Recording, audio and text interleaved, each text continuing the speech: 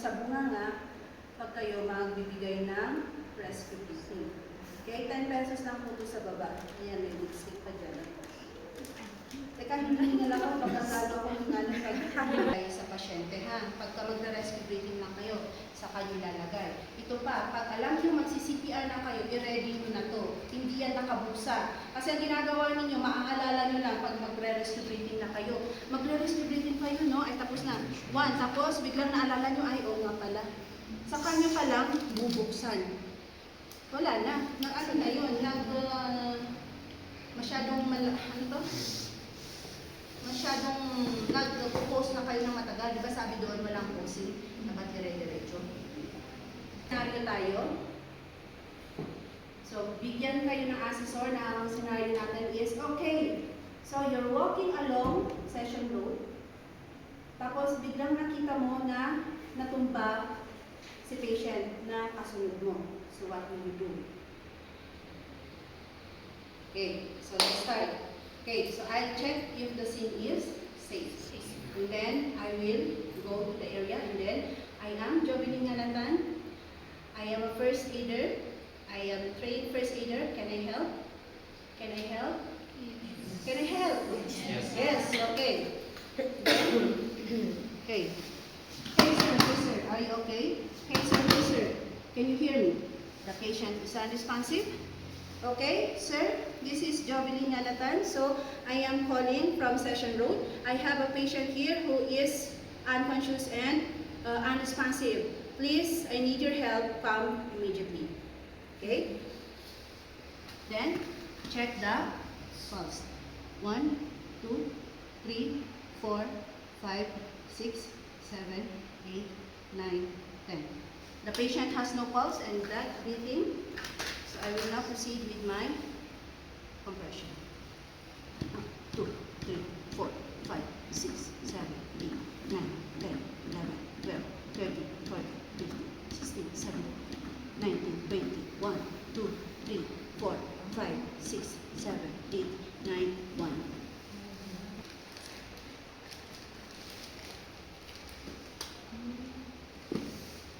Ay, nakikita dyan. Nagpick siya ni Mama. 1, 2, 3, 4, 5, 6, 7, 8, 9, 10, 11, 12, 13, 14, 15, 16, 18, 19, 20, 1, 2, 3, 4, 5, 6, 7, 8, 9, 2.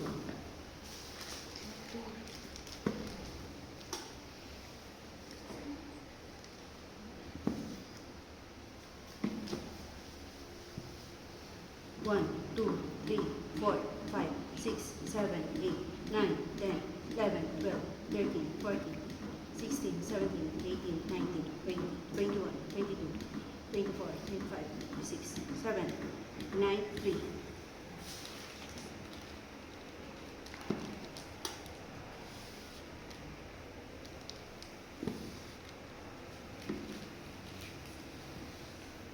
One, two, three, 4, 5, 6, 7, 8, 9, 10, 11, 13, 14, 15, 16, 17, 19, 20, 1, 2, 3, 4, 5, 6, 7, 8, 9, 4.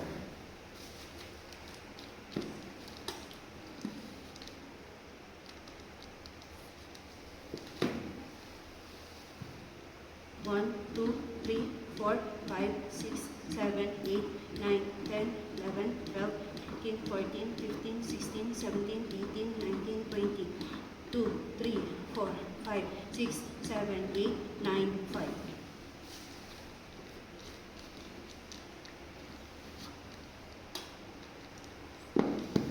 Bago ng cigar.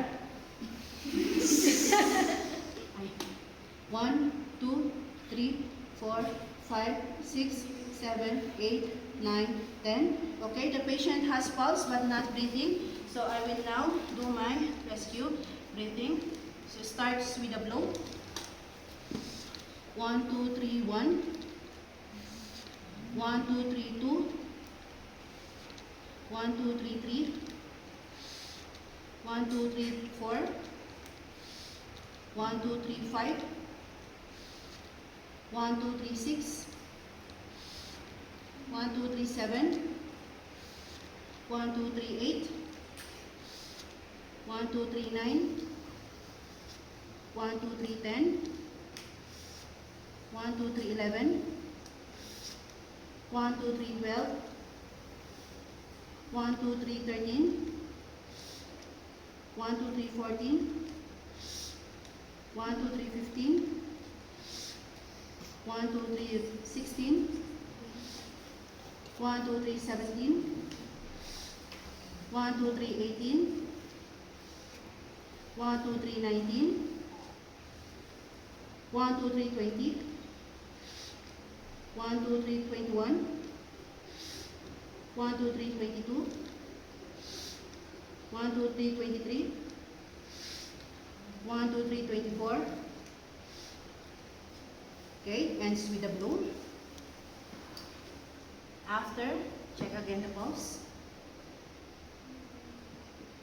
1, 2, 3, 4, 5, 6, 7, 8, 9, 10. Okay, the patient has now pulse and now breathing. So, I will now again activate the follow up the EMS. Hello sir, asa na po kayo? Okay, then I will now proceed with my secondary assessment. So, checking for the dots. The head to the back of the head, no dots. From the nose to the maxilla to the back of the ears, no dots, no ear leakage. Chin to the mandible, to the neck, no dots. Neck, no dots. Shoulder blades, no dots. Sternum to the ribcage, to the axilla, no dots. 4 quadrants of the abdomen. So looking for tenderness and swelling. No tenderness and swelling. Pelvis, no dots. Farthest leg, farthest arm, no dots. Nearest arm, no dots. Then farthest legs, no dots. Nearest legs, no dots. Okay, so the patient has no air leakage, no urination. It is safe for me to move the patient. So before moving, have to position the hand and then the leg. And then 1, 2, 3.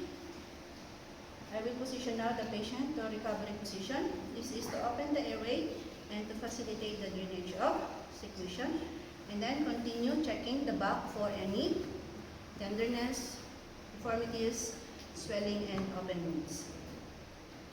After doing that, I will now again update the EMS for the 3rd time. Sir, asan na po kayo? Okay?